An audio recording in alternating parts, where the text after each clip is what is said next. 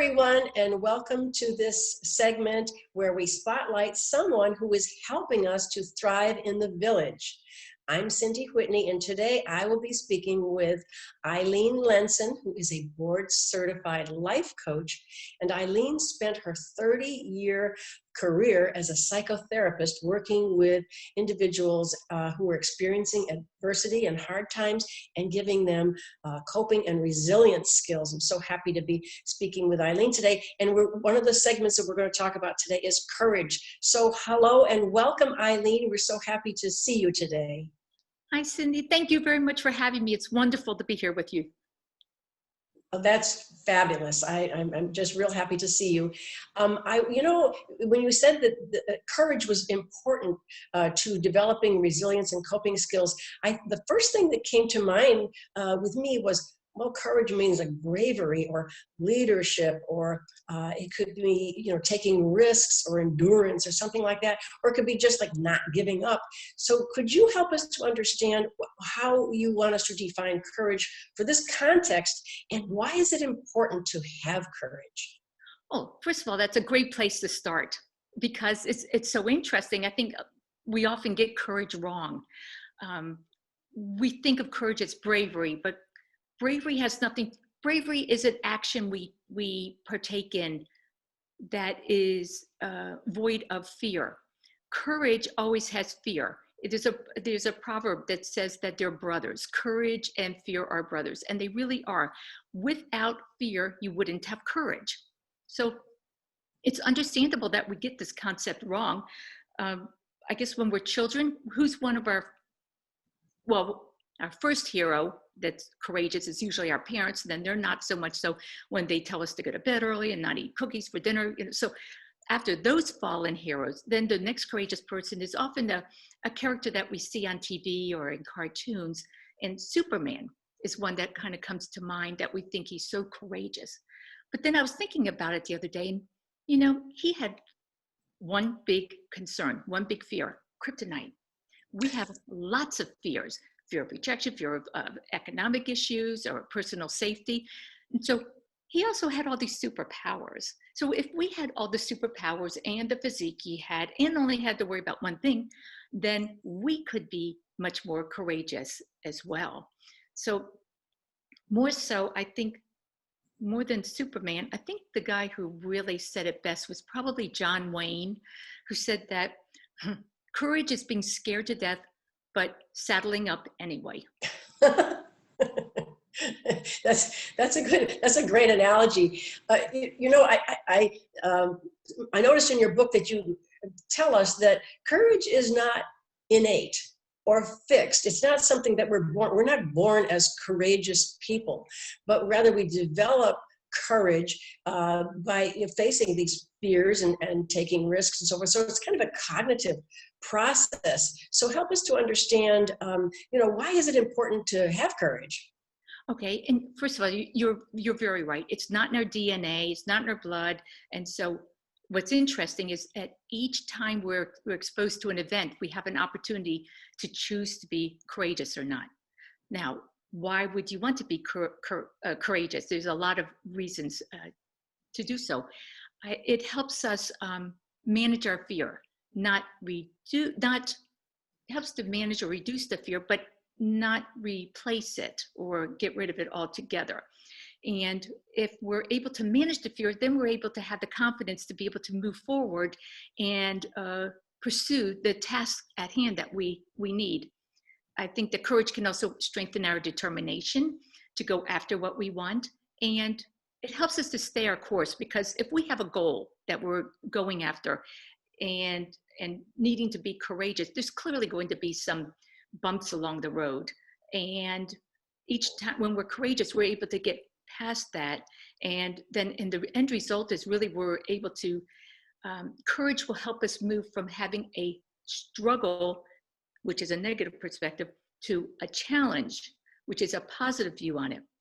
And then I just want to add that there's this extra bonus thrown in for being courageous, and that these setbacks that we have in life that are filled with adversity often bring the gift in them that they help us really have that personal growth. a lot of times we can reflect back on our lives and say, oh, that was a horrible experience in our life. I don't want to go through it again. But boy, oh boy, what I learned about myself. And so that's what it happens. Those courageous moments that we're showing give us that opportunity to really dig deep inside and believe in ourselves and find out what we're made of. And then we feel really good about that. That expression that, I'm glad that it happened for the best. We say that often about things, when we come out the other side of something that was difficult and really challenged us. So I think that's probably what that means. You also talk about stepping outside of our comfort zone, or what you call our zone of fear, because in that way we develop, abilities to be creative or innovative or resilient. And that allows us to perhaps hear the point of view of somebody else. Is that what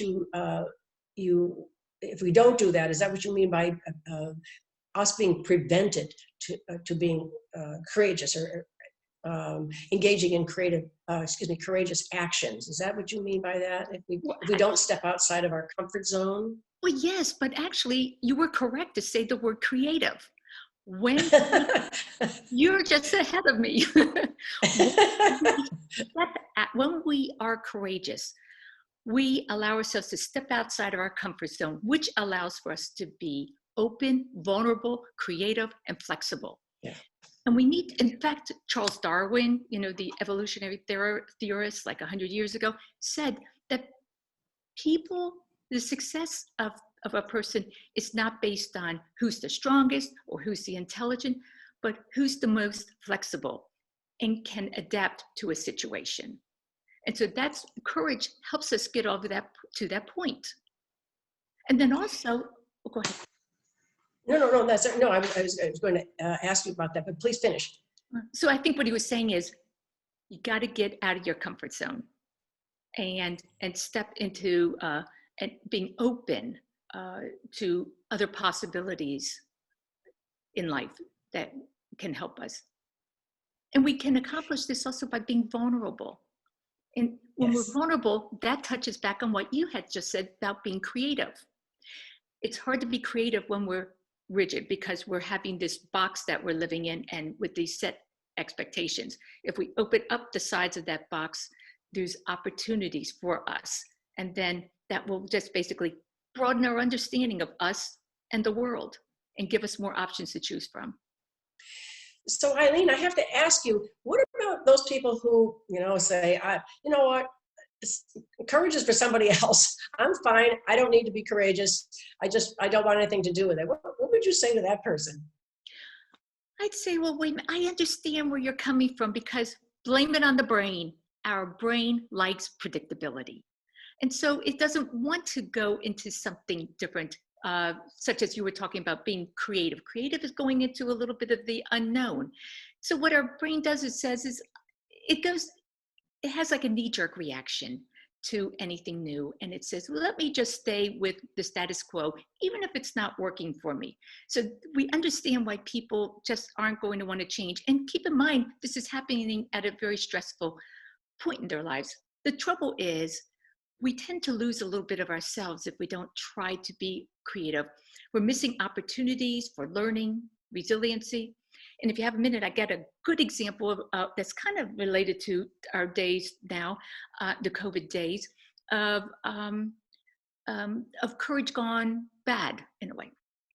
Back about 100 years ago, over in, I think it's Australia, there was a time, well, it was very dangerous to go to the hospital, particularly for obstetrics. Women would go in, full-term pregnancies, healthy babies, go out and die a couple of days later. It was a very high risk. And so there was one obstetrician who was looking at this, and he said, it's really strange. Let me look at this. And he said, you know what? I think if we washed our hands, they thought that people were dying because there were gases in the air, all right, because there's something invisible. But his name was Dr. Semmelweis, and he said, I think it's germs. Let's wash your hands. And he was met with such resistance. Other physicians mocked him, were angry with him. He lost his position at the hospital, went to another hospital. And while at the hospital, he had everyone in the department washing hands. Germs went down. I mean, death rates went down. Same thing at another hospital, but they didn't like him. And the medical community was not ready to think about something outside the box. So he actually ended up getting dementia and going a little crazy. They got admitted to a psychiatric hospital, tried to escape. The guards wrestled him back, and he put him in a straitjacket, and he died of infection as a result of that straitjacket. But it took 45 years from that point, for the medical community to embrace the idea of washing their hands, which is interesting in terms of how important it is. We hear all the time about washing our hands in terms of to prevent the spread of COVID-19. But well, I think you've just made an excellent point for not being courageous.